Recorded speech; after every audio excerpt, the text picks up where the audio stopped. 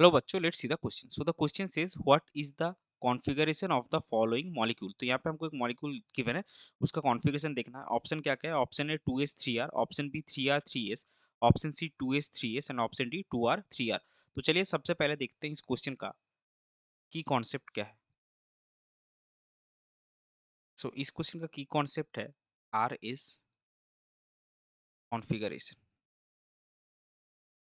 तो देखिए यहाँ पे हमको ये आपका एक कायरल सेंटर हो गया और ये भी आपका एक कायरल सेंटर हो गया। हमको इसमें क्या करना है, जो ग्रुप्स है उसके प्रायोरिटी ऑर्डर चेक करने हैं। तो जो मास के ऊपर आपका प्रायोरिटी ऑर्डर डिपेंड करता है, तो ऑब्वियसली क्लोरीन जो है ये हाईएस्ट प्रायोरिटी है। यहाँ पे देखिए कार्बन के साथ ये भी कार्बन है, ये भी कार्बन है, लेकिन यहाँ पे कार्बन के साथ क्लोरीन जुड़ा है, तो इसका प्रायोरिटी ऑर्डर आपका 2 आएगा, इसका प्रायोरिटी ऑर्डर आपका आएगा 3 और इसका हाइड्रोजन का हमेशा 4। और जब when fourth priority group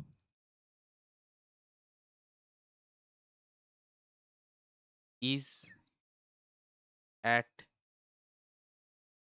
equatorial position,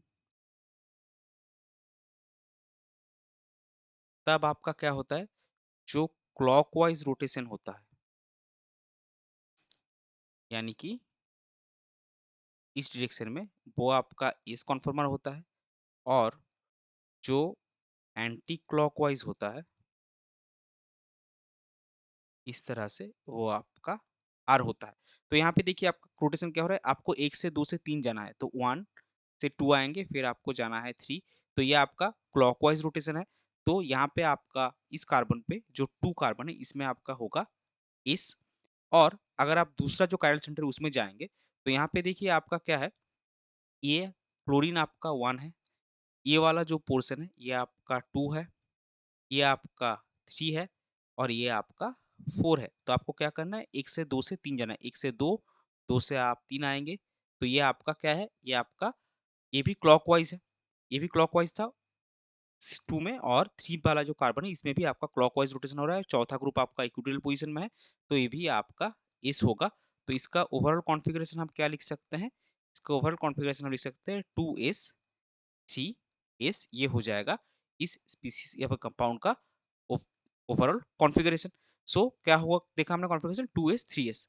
तो कौन सा ऑप्शन में है, वो ऑप्शन 3 सी में है। सो इस पर्टिकुलर क्वेश्चन के लिए आपका करेक्ट फाइनल आंसर हो जाएगा option C, that is the configuration of the following molecule is 2s 3s। I hope you understood it well. Best of luck. Thank you.